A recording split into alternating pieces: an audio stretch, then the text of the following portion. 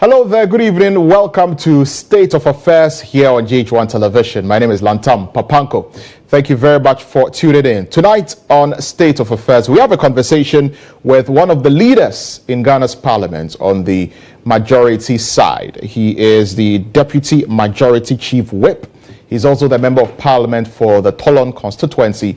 And today we're going to have a conversation with him on a wide range of issues with regard to Ghana's parliament, the NPP's campaign, his very own campaign, and a host of other issues that may be of importance to you and to me. But before we get into that conversation, you know that July is SME month. And if you own a small business or a medium-sized business, get ready for an exciting month ahead as MTN Ghana brings you a host of exciting events carefully planned for SMEs across the regions. Now, businesses will be given the opportunity to set up at the MTN head office at the SME pop-up event from the 4th to the 30th of July. Now, there are going to be quizzes on MTN's social media pages with exciting prizes to be won. And we're going to have developmental and capacity training for SMEs across the regions. There will also be promotions and major discounts on our products to boost your pocket and your business. And this month's activities will be capped by the SME Fest on the 18th to the 20th of July. That's at the Tetekwashi Interchange Triangle. And also on the 26th to the 28th of July at the Kejetia Market. So don't miss out on this open invitation to gain access to top-notch solutions, exposure to partners, and the opportunity to put your business on the map. So be a part of the MTN SME Month 2024.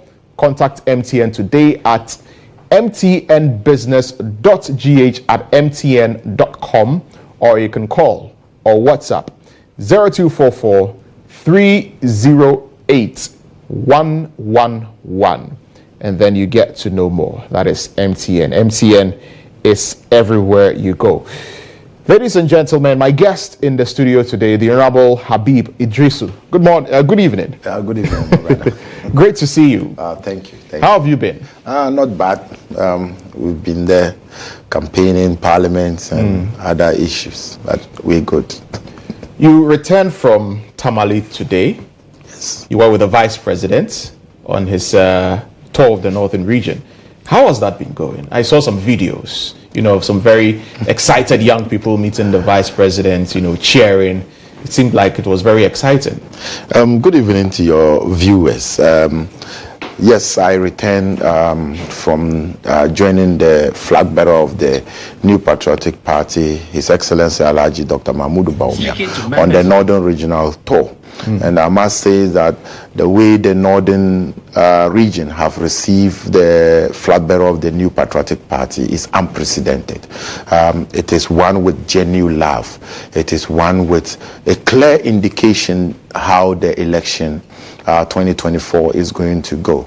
The flag bearer is a serious campaigner. He's a grassroots person who goes down. If you are aware, you know that some weeks ago he had concluded his regional tour. Now what he has started is his constituency tour. So he started off from the Northeast region, which have about 6 constituencies. He was able to do about 3 in that region. Then he veered into the northern region that have 18 constituencies. And as of today, he has concluded about 13 of the constituencies. What he has not been able to do is Tamale Central, Tamale South, Kumbungu, Tolong, and Sabuba. In fact, Sabuba, as a result of the fact that the day he was supposed to visit Sabuba, it was raining, so he could not reach out to them. And then tomorrow he's starting with the Savannah region to do the tour. But when you go in there, there are a series of activities that he's been able to do. And I must say that what is going to be the shock of 2024 is going to be the results that will come from the 5 northern regions. You will see the flag bearer seriously campaigning. You see the message getting down to the people, because when we go to any constituency, we do a lot of activities that actually make the flag bearer to be able to have direct interaction with the voters, and you could be able to conclude the fact that these people are genuine. And the northern region originally, if you take the 31 constituencies, that's if you add North East and Savannah into it, MPP is leading with about 16 seats, whilst NDC is having 15. Gone are the days out of the 31, MPP used to have only 3, but now you will see that we are leading, and the proper northern region now 18 constituencies, we have 9. I am very positive and convinced beyond reasonable doubt that the caliber and the kind of flag bearer we have and the caliber of parliamentary candidates that we have, we are going to deliver the northern region with unprecedented. At the moment, yes, MPP is having 20 seats in the 5 northern region, whilst NDC is having 37. It will change. It will flip-flop the same thing. You expect that there's going to be a change? Yes. What is the message that is being preached by Dr. Bawumia that you believe is resonating so well with the people, which gives you this confidence that you have? Unlike our colleagues, the flag bearer of the New Patriotic Party has already given his vision to the country, of which that vision is descending decentralizing to the local base. We have our local issues that we are trying to be able to deal with, and you could see that the people are happy with what actually is happening in the northern region, in terms of there is no single district, single constituency that you will go that there is no government intervention in such district or such constituency. And you will also be able to see the fact that some of the social interventions that the Free Senior High School, I know NDC, because they know that it is a game changer. Now they want to claim it. You know, they are just into sloganism and other things. They actually don't have a vision for this country. They realize that they realize that the Free Senior High School is going to be a game changer. And when you go to the northern region, it's a serious thing. So, and when you go in there, you have the agenda 111, the one constituency, one ambulance, and a lot of things that is actually sinking in. And then the message, the way the flag bearer is telling people, look, yes, we understand there are difficulties, but this is what we have been able to do. John Mahama is already a known commodity. He has not been president before. He has only been a vice president of the republic to help the president, achieve his vision for this country. But he also have a vision for this country, of which he has re-echoed on many occasions, on many times. So when given the opportunity, he will be able to implement his vision. And you believe this message is really going down well with the people of the northern region? Not I believe, it is. We are just from the grounds, and I am telling you that if you are not just watching videos, because sometimes I feel like the videos doesn't show everything, but I have been there, I've seen the interactions, I've seen the movement, and I can tell you that you see genuine love, you see genuinely message being received by the voters on the ground. What are your expectations? You say it's going to be a massive shift with regard to the number of seats in the northern part of the country. What are your expectations? What percentages are you looking at?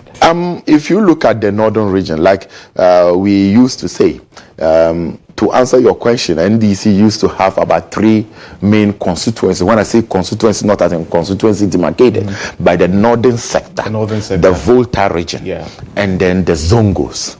And we said that electing our flag bearer in the person of His Excellency Alhaji Dr. Mahmoud Bawumia will be able to neutralize this. And that is what we are experiencing in the northern region. There is no more NDC saying that the 5 northern region is their stronghold. No, that is out of the table.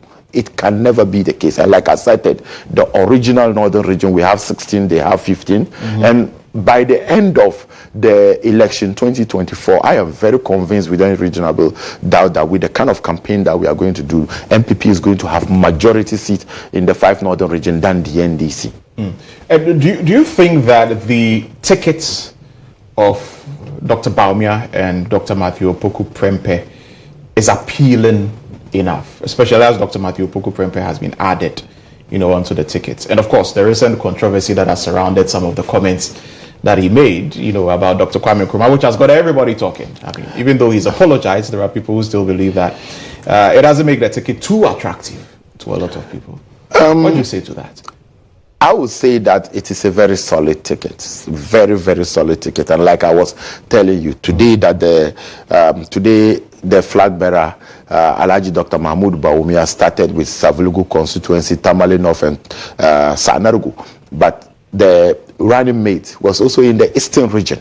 He was also visiting the chairman of the House of Chiefs of the eastern region. So you could see that it is going to be a blend of serious campaigners with serious message on the ground that is actually going on. So I am very convinced that yes, the flag bearer have chosen his running mate. It is a solid ticket, and they have already started doing their work. And some comments in this our political space might be misinterpreted. It must be misunderstood and misconceived. Is that what? And then for that matter, yes, you believe that the way in a manner in which you decode the message matters. Left to me alone, I wanted to believe he had wanted to say that looking at what the current president Akufo-Addo had done and compared to what Nkrumah did, by far President Akufo-Addo have had. Even if you take free senior high school, for instance. Do you believe that? Do you believe that President Akufo-Addo has done way better than? I am more than the word convinced. I am more than with the word convinced, because so you believe President Akufo-Addo is the greatest president ever? Oh yes, he's the best president Ghana. I am saying that you are asking me about the comment the running mate had made, not what Habib had made, and I am saying that his message. And I'm also asking if you believe what he actually said. What the opposition on no, you see what he had said is already misinterpreted. You understand? So I wouldn't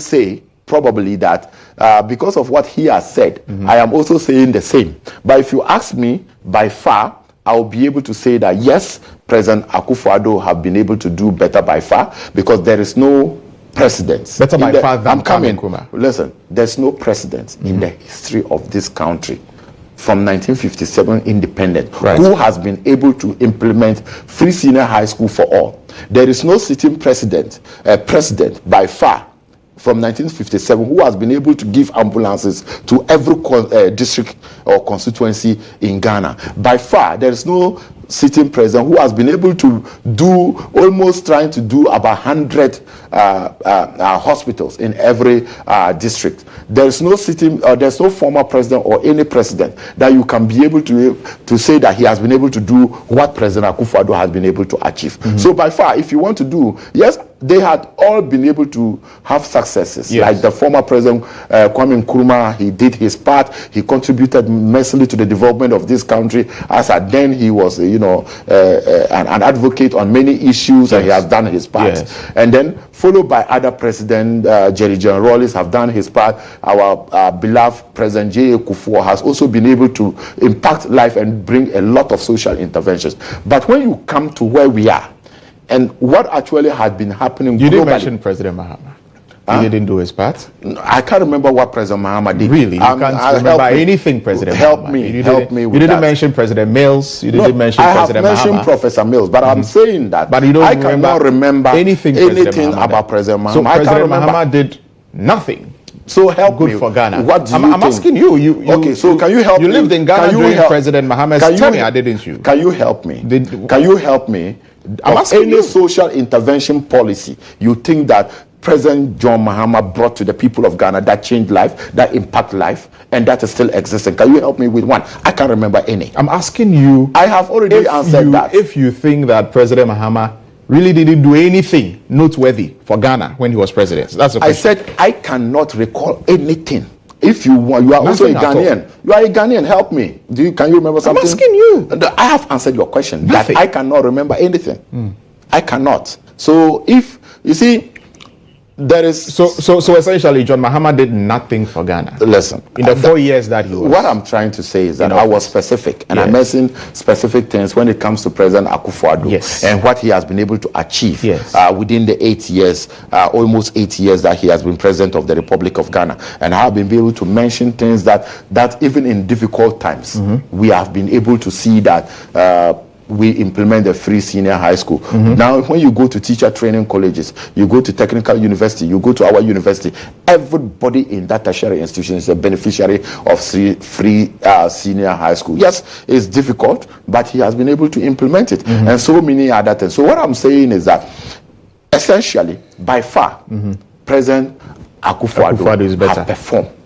And President Mahama did nothing. I'm saying that you should help me. I mean, yeah, they talk about the Ridge Hospital, they talk about the Bank Hospital, they talk about the community-based senior high schools, Ayalolo, all of these things. Ayalolo, former President Mahama did. You don't remember. That's what I'm saying. By far, that President Akufo-Addo have done what? Okay. Because if you are mentioning about 3 hospitals or so, you could be able to see that when we are talking about Agenda 111, something close to about 60, 70 have been but we've not seen any of them. Have we seen any of the Agenda 111? No, we've not seen any of them. Where are they? Where are they? That's what I'm saying. Are they completed? Are they functioning? Are they operating? We are from the ground. Are they completed? Are they functioning? Are they operating? I'm saying that we are from the ground. And when you visit almost all or many of the districts, we could see the Agenda 111. It's not something that doesn't exist. It is there. They mention this constituency, this district, and they tell you where it is. What states is the Agenda 111 in? What states currently is the Agenda 111 in? I might not be in a position to give you in terms of level of completion, in terms of work being done, but I can be able to tell you confidently that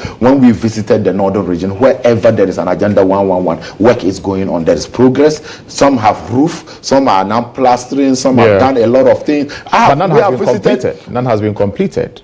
See, you have to start. So how do you tout it if it has not been completed? I'm saying that. How do you tout it if it's not been completed? You have to start somewhere. If he had said that I'll do, at least the former president completed some of the ones that he talked about, but this one, none of them have been completed. Haven't finished his 10 yet. Right. He still have about 4 or 5 So by the time he will leave, we'll have Agenda 111. A lot of them will completed and function. I am very positive about that. A lot of it. Like I said, I don't. Is there one in your constituency? No, my constituency have a district hospital before. Right. I have. It was a district hospital that the sword cutting was done by President Akufo-Addo. It was commissioned by the flag bearer of our party, Dr. Mahmoud Bawumia. So I have a very functional district hospital, a very modern, well-befitting. And like I said, President Akufo-Addo cut short for the construction, and then Bawumia commissioned it. So back to the Bawumia Napo ticket. Is every MP behind the ticket? Because when the announcement was made, it seemed like not all majority MPs were. It is not more MPs behind. It is not any MPs. The ticket. Every MPP. We saw member, 1 or 2 of them. Every MPP member preferring another choice. I said every MPP member is behind the choice of the flag bearer. Yeah, sure. Yes, there could be dissenting view. I am a member of parliament for Tolon constituency. Yes. 22,000 people or 21,000 people voted against me, but that still didn't stop me from being an MP. I got over 30,000 votes. My opponent had 21,000 or so. So it means that there are 21,000 people who think that I shouldn't be the MP for Tolon, but it didn't stop it. So that is the choice. That is the ticket. That's the decision the party have made. So at National Council, I was there. Yeah. When the name was presented, the flag bearer presented his name, and also dissenting view. It was accepted, and then in Kumasi he was unveiled and everything. So there's no dissenting view. Yes, people. I'm talking about MPs in Parliament. No, I mean, you're a deputy whip, so yes, I mean. But you know when NDC was going to pick up Professor Jane Mayer, they voted, and she got 33 votes. Really? Oh, I'm telling you. So our own. They voted. Was a unanimous Who voted? Who voted in the NDC? They are fake. Ask. Functional Executive Committee of NDC. Ask, because there were names. Our own. When we went, I'm a member of. And Nana Jane got 33 votes. Yes, I'm a member. I don't know about that. Okay, I'm a member of MPP National Council, and I was at the meeting when the name was presented.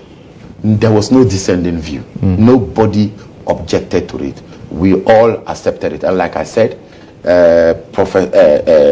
Dr. Matthew Opoku Prempe is the running mate to Dr. Mahmoud Bawumia, and that is the ticket the MPP is taking to the 2024 election. And I think it's a very solid ticket. I think they are going to win the election for us, hands down, on first round. And so we don't. No fears. No. But when you look at polls that have been conducted, it doesn't put Vice President Bawumia in a very convincing or comfortable lead. If you look at what Global Info Analytics put up, for example, I mean, it has the NDC and John Mahama at around 51%. It has Dr. Bawumia at around 38%. And then it has the Movement for Change, and then, Cheddar and all of that. I mean, consistently, the polls that have been put up by the Global Info Analytics doesn't make it look very palatable for the MPP. Is this something you've taking notice of? No, yes, we take notice. So, I mean, juxtapose that to where, the confidence that you have is coming from. I am not worried. Yes. I believe in research, and I don't believe research to be outcome of elections. I only believe that research is to guide you, right, as you do on the. We are still in the campaign trail. Maybe there might be reasons why the polls is indicating to this number or to this number. And you can see that the figures, on the screen for June, July, for this what Global Info Analytics did. For June and July, and these are the figures. But we are in a country where you have seen many polls happen, and then it flipped up at the end of the day. We have seen research that people have done, and at the end of the day, what they put out might not be the case. It's not to say I don't believe in research. I do believe in research.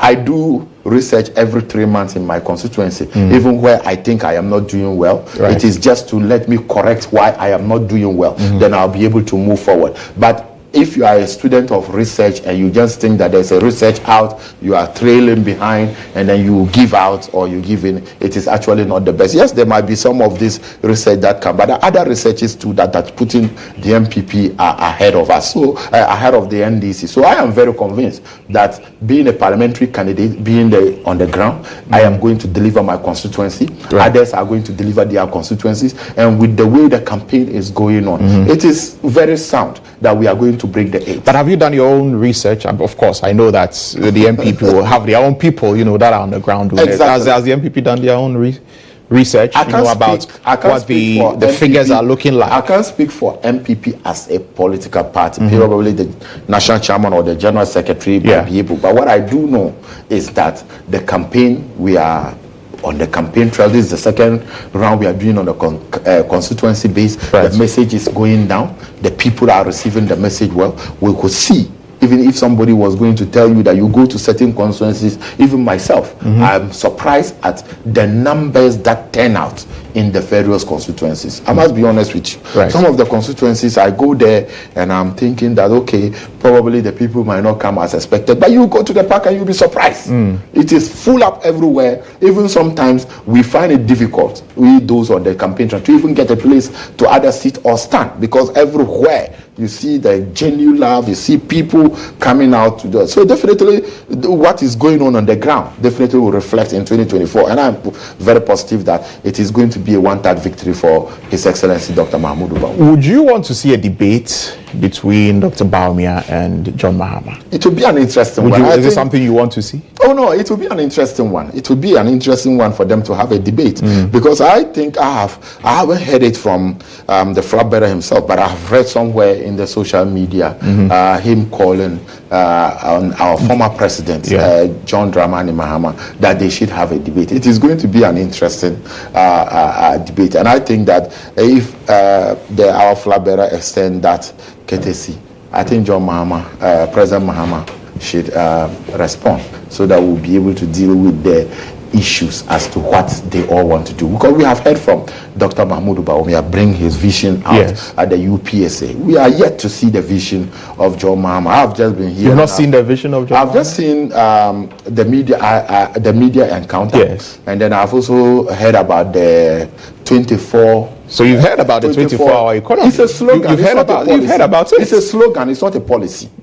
I'm telling you, 24-hour economy. It's not a policy. It's a slogan. With all the explanations that have been given about it, you don't get it. What is the explanation? Because there are other sectors of the economy that is already happening 24/7. So you said you are coming to do 24-hour economy. Which sector?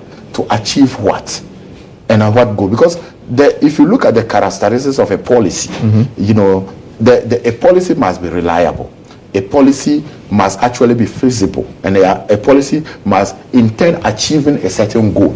I don't see that in the 24-hour economy. I see it as a slogan. And when the flag bearer of the MPP, Alhaji Bawumia, Dr. Mahmoud Bawumia, was speaking at UPSA, he already said that, yes, you might be thinking about that, but I'm bringing your mind back that I think, I can't remember the percentage, but serious sectors of this economy is already 24/7. It's already 24/7. If you are here and your lights go off, whether ECG is working or not, on your phone, you'll be able to do it.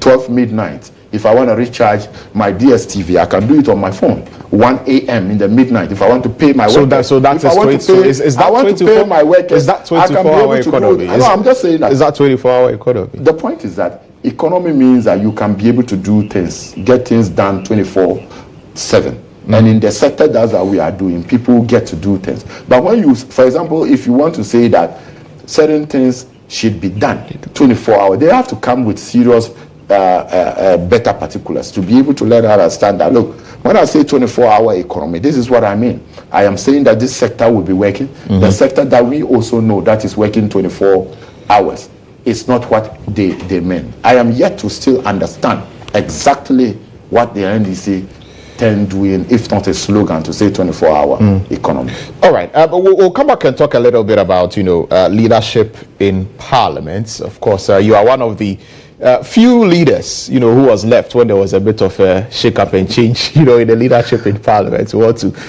talk a little bit about that. But reminding you still that this is State of Affairs here on GHOne Television. My guest in the studio is the Deputy Majority Whip in Parliament, the Honorable Habib Idrisu, and he is the Member of Parliament for the Tolon constituency. Also remember that July is SME month, and if you own a small or medium-sized business, you should get ready for an exciting month ahead, because MTN Ghana is bringing you a host of exciting events carefully planned for SMEs across the regions. Businesses will be given the opportunity to set up at MTN head office SME pop-up events from 4th to 30th July. Quizzes on social media pages with exciting prizes are there. Developmental and capacity training for SMEs across the regions, promotions and major discounts on products to boost your pockets and your business. And the activities are going to be capped by the SME fairs from the 18th to the 20th of July at the Tetekwashi Interchange Triangle. You see that place, it will be there, 26th to 28th, KJTR Market. So don't miss out on this open invitation to gain access to top-notch solutions, exposure to partners, and an opportunity to put your business on the map. So be a part of the MTN SME Month 2024. Call MTN on 0244 308 111, or you can send a WhatsApp to that number as well, and you get to know more information about this if you're an SME. This is State of Affairs. Stay tuned. We'll be right back.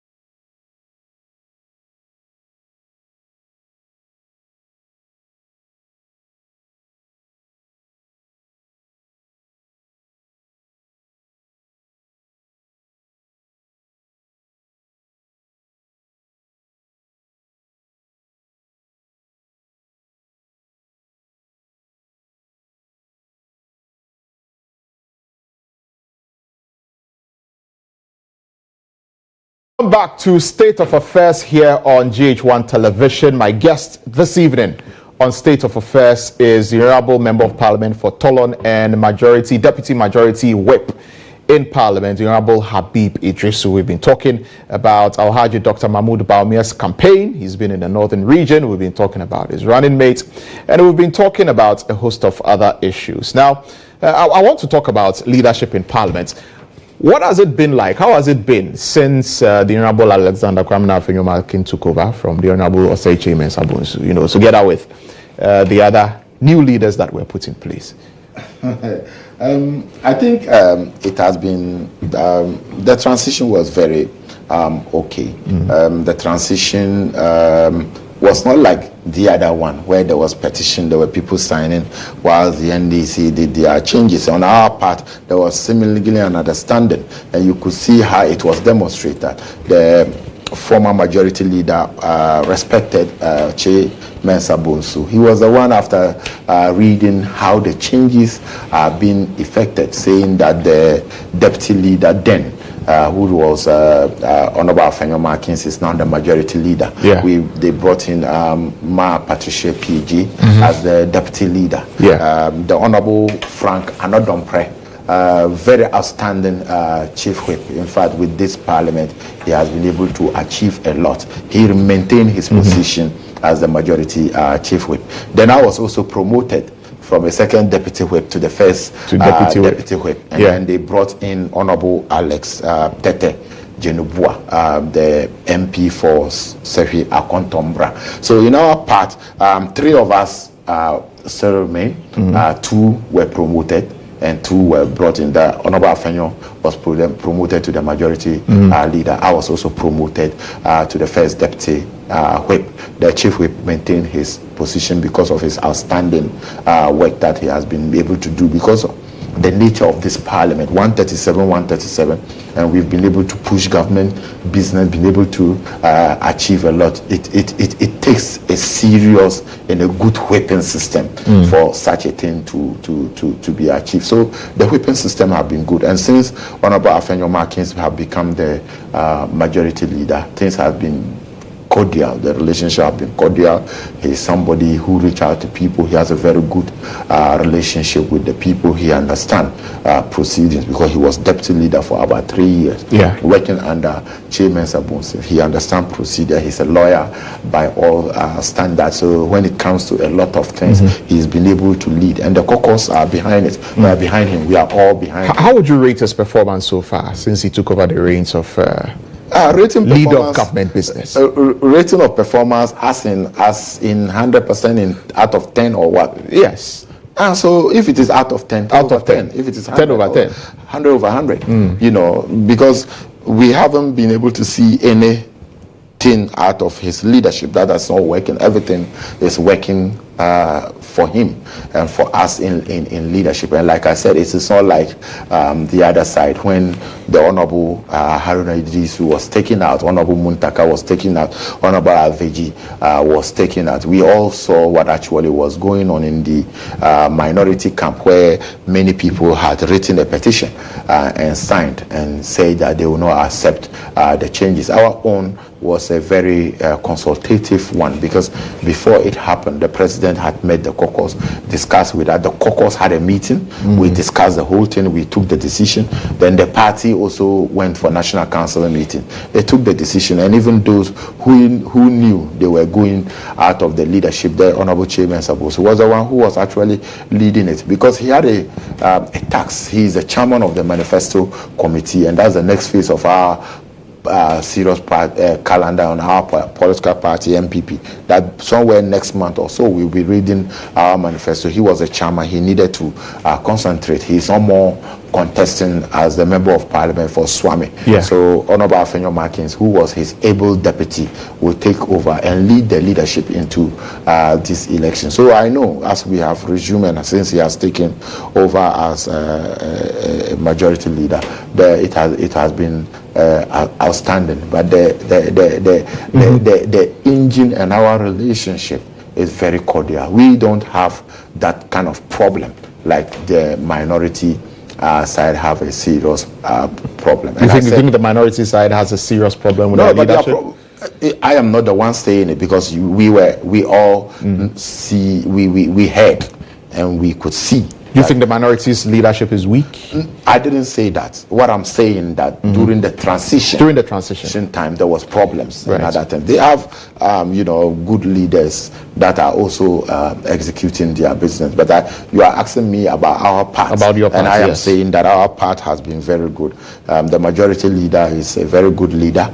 The chief whip is an outstanding chief whip who has actually been able, to move. We, the deputies, we always he delegates, and he be able to let us work as a team to move. Whenever the majority leader instructs or say that we need to achieve this, and then the chief whip will let us know that, look, this is what the majority leader is saying, and we should be able to do. So we have been able to execute a lot of things, because this is a difficult parliament. It has never happened in the history. Seen this before. So for you to be in leadership at this time, and with the kind of things that we have been able to approve in this parliament, and the kind of thing we've been able to execute government and prosecute government business in the house, you should be able to know that a lot of things happen. But one characteristic of this parliament is that we do a lot of dialogue. A lot of dialogue a lot of win going on. We do a lot of consultations for us to be able to achieve something, because you cannot always have the numbers. So when something like that happens, yes, we know our colleagues from the other side,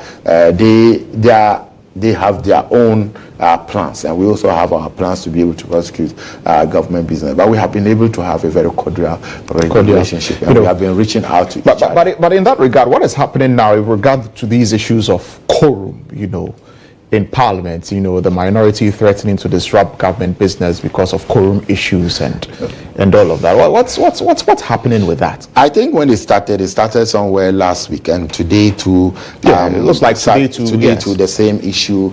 It dropped there. You see, the whole issue had to do with the fact that they had said that we were in their constituencies campaigning. Like I said, they themselves are frightened about the movement of Dr. Mahmoud Bawumia. Even today, they said it on the floor of Parliament that whilst they are sitting here doing government business, we are in their constituencies, in their backyard campaigning. So they are frightened by the movement. But they have a fair point, don't they? No, but they said they are frightened. Why should you be there campaigning when they are here doing government business? They are frightened by the movement of our flag bearer. He's a serious campaigner, the message. So they get the feedback from their constituencies that, hey, look, so they also said that, okay, let us also say we don't have the numbers, and then we adjourn. But we will get there. We will talk to each other. We'll try to get our members into the chamber, and then we'll be able to do government business. So today too, that's the same thing, because we are expected this sitting to do the mid-year budget review. So now we have a lot of bills that we want to do. Last week we finished with the NSS bill, and then we are looking at different other bills. Affirmative action bill is still in the burner. Interstate succession is also in the burner, and a lot of bills that we wanted to be able to get it done. That's why we are sitting today. That's why we start today, Monday, because we normally start from Tuesday to Friday. But because of the quorum issue, we could not be able to do business, because the member that raised the Honorable Mutala, he came under Order 64 of our standing orders, and he was be able to tell the Speaker that we don't have quorum. Speaker complied. We went through, the bell was rang, the House was suspended for an hour, but when we came back, we couldn't get a quorum. So it is something that we will be able to look at, and then we tell our colleagues that, yes, we understand. They are also going to be in our constituencies, and they've been in our constituencies, but we didn't behave that way, because the flag bearer have been in NDC flag bearer have been in various constituencies. They are running mates who have been in various constituencies. But we understand. We will try to. But are you sure you'll be able to get government business done? Considering the season that we've entered, the campaign season. I mean, you yourself mentioned that you were in Tamale with the flag bearer of the MPPs and all of that. So there'll be a lot of crisscrossing and traveling here and there. So this issue of quorum, don't you foresee that it will always be a problem, considering the times that we are in? It is left to us in the majority to be able, because if you look at the standing orders are talking about 1/3 of members of Parliament present. So if at every sitting we are able to get the quorum to transact business, we'll be able to move on. We are 137 of us. There are also 137, 275. I think 1/3 should be somewhere around 90 something or 70 something. So if we are able to get the number we will continue. Like I said, we'll try to get the numbers into the chamber, and then we'll be able to do government business. But speaking of, some of the things that are happening in Parliament, recently we heard that there is an LI which is going to come to Parliament, which will give MPs, the opportunity to have sirens in their vehicles and, be able to break the speed limit and all of that. Are you aware that such an LI is coming? And is this something that you support, that members of Parliament should have the right to have sirens, in their vehicles, and these red and blue flashing lights, alarms in their vehicles, and to be able to also break the speed limits so that police don't worry them. Has it been laid? Has an LI like that been laid? Not yet, aware of that? But I am aware of the conversation, the winnowing of the conversation. Yeah, so what's the rationale behind that? It's a sensitive issue. A sensitive issue is that when you are going to talk to the Ghanaian public, you will be able to understand the fact that this is what actually members of Parliament are trying to do. Out of the 30 million Ghanaians that we have, we are only 275 of us, the members of Parliament. Yes. And our work is such that it is a very difficult one. Many a time, if you bear with me, where I sit, if you ask me if it is the right thing, I will say yes. Because you think it's the right thing? No, if you ask me where I sit, I'll tell you it's right. There was a time that we needed to vote in the chamber. Some of our members of Parliament were writing exams at UPSA. We needed them to come to the chamber to vote. After that, when they finished writing the papers, there was heavy traffic. There was no way they could get there. And for them coming to Parliament to do something means that they are working for the state. They are doing government, the reason of which they were elected to come and represent their people. So if you recall, there was a time we are going to do voting. Yes. And then the Deputy Minister for Agric, Honorable Hadi Tuferu, was coming to Parliament. He was locked up in traffic when he was about to come. Then his car got an accident and someone assaulted. We nearly lost him, and blood was oozing out everywhere. So, in effect, you could see that if the Constitution have given members of Parliament some certain rights and some privileges under the Constitution, I don't think it is out of place to say that the 275 out of over 30 million or 30 million Ghanaians should be allowed to use siren. It's not always the case. But is there no an alternative? I mean, perhaps you can even write to the police service to provide you with a dispatch rider to lead. I mean, we see MPs, do that all the time. But you see, MPs, we make the laws. We make the sirens laws. We make the laws. You have seen several occasions that members of Parliament are supposed to do something in Parliament. They are coming, they've been arrested, they are sending them to court, they have been arrested here, they have been able to do that. Yeah, because they are not above the law. No, but right? I understand that part. But that's why we are trying to say that. Why not? Okay, you see a police officer who is moving in a police van out of no emergency or something. He's using the siren and he's going. Is he more Ghanaian than the member of Parliament who is making the law to them?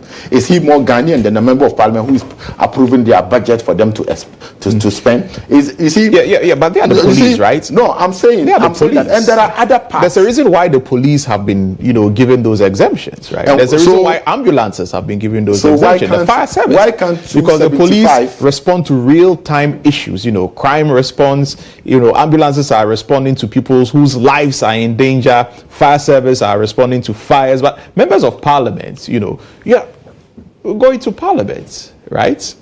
You are going to Parliament. Is that something which is considered like an emergency and something that at all costs, members of Parliament should? Like I said, if 275 out of 30 million, that's a fraction, less than how many percent of the population, and we represent the people. So if we represent the people and we act on behalf of the people, I don't think it is out of place if other jurisdictions are able to do that in Africa. Right. Why can't we do it for 275? And it's so because some ministers go and they have motorcade that they can be able to move it, but they are also members of parliament. So if you give that privilege to members of parliament so that they can, it's not only even members of parliament. I don't know why it has been zeroed down to members of parliament. Yes. Because when you look at the LI, there are members of parliament, there are justices of I think the Superior Court also, yes, and there are some other level. So it's something that you support. You see, it's something you support. Okay. Parliament, things, when things come, they do the win. But me, I think it is a call in the right direction. Okay. All right. So that members can be able to do their work effectively. Because if they're supposed to pass something, and I am somewhere, and out of the fact I cannot use siren, then they pass it against this thing. They will start to insult you. How many times, especially in this parliament, that we have been able to see that, oh, we are going to vote, this person is not there. And they say, okay, the person is not there because of what? He's locked up in traffic, he's locked up in here, and other thing, he cannot be able to come. We shouldn't give any excuse for representation. We need to take our second break here. This is still State of Affairs here on GHOne Television. We'll be right back.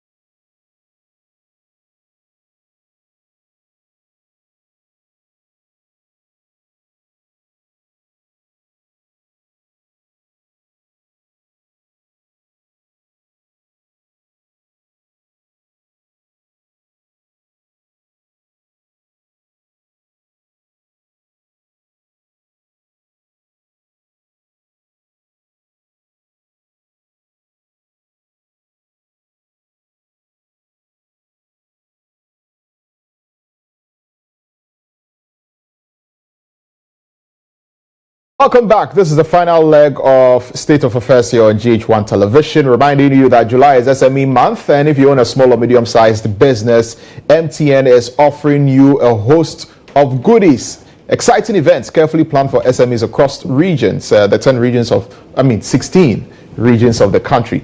Your business is going to be given the opportunity to set up at the head office at the SME pop-up event from the 4th to the 30th of July. We're talking about the head office of MTN. Quizzes on social media pages, exciting prizes to be won, developmental and capacity training for SMEs across regions, promotions and major discounts on products to boost your pockets and your business.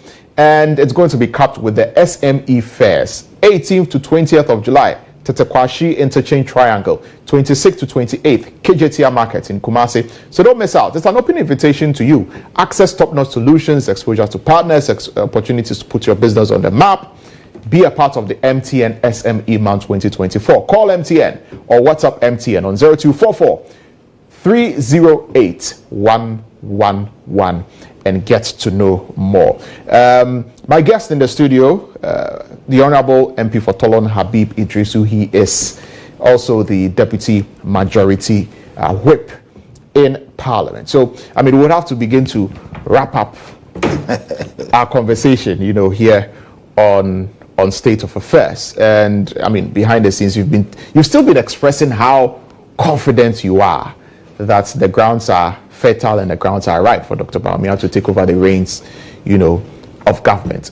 How do you juxtapose that to all the complaints that are coming from the length and breadth of the country about hardship in the system, difficulties in the system, people struggling to make ends meet, struggling to buy tomatoes, in the markets, struggling to pay bills, saddled with taxes and all of that? These are difficulties that, under the leadership of Dr. Bawumia's economic management team head, the country has been plunged into. Why should we, in Dr. Bawumia's own words, give the steering wheel to him? Yes, like I said earlier on, I am very convinced and I have confidence in the leadership of His Excellency Dr. Mahmoud Bawumia. I think he will be one of the great assets that the nation will have as a president. Yes, we are not discounting the fact that certain things are not going well. I think the president himself have actually said that times are hard and times are difficult. But at the end of the day, we still need to strive. But if you are able to weigh the options of Alhaji Dr. Mahmoud Bawumia and what the NDC is going to present, you'll be able to appreciate the fact that Dr. Bawumia is by far will be a better president than the President John Mahama. We have seen President Mahama being a president before. We have been able to see that he has held a steering wheel. Why not we give Dr. Mahmoud Bawumia the opportunity to see how he will also be the president of the country and how he will be able to stay affairs, which I am very convinced that he's going to be a wonderful president. We are not judging His Excellency the former president when he was the vice president. We are actually talking about the fact that when he was president, and if you put them, the two in a scale, you will see that Dr. Bawumia will be a better president. And I am very convinced the response that is coming from the northern region, the response that will come from other regions or the other part of Ghana will be able to conclude and give us a majority seat in parliament and make Dr. Bawumia the president of the republic. Right. And I want to thank the good people of the northern region for the work and the love they have shown him. And I am very convinced that Ghanaians should have confidence in the person of Dr. Mahmoud Bawumia. He will be a wonderful president. He will be a president for all. He will be a president who will come and be able to take off from a lot of things. He's visionary and he will bring a lot of innovations that actually is going to benefit Ghanaians for. Okay. I see you right there, with the yes, I think that was yesterday. This was yesterday, right? Yesterday in Gushegu. Right. We were in Gushegu and then we were at the Chief Palace and we were trying to. All right. Honorable, thank you very much for coming. You're welcome. It's been a pleasure having you here in the studio. Thank you. The Honorable Habib Idrisu is Member of Parliament for Tolon constituency. He is Deputy Majority Whip in Parliament as well. He's been my guest here on State of Affairs on GHOne TV. This is where we will wrap it up. My name is Lantam Papanko. Have a good evening.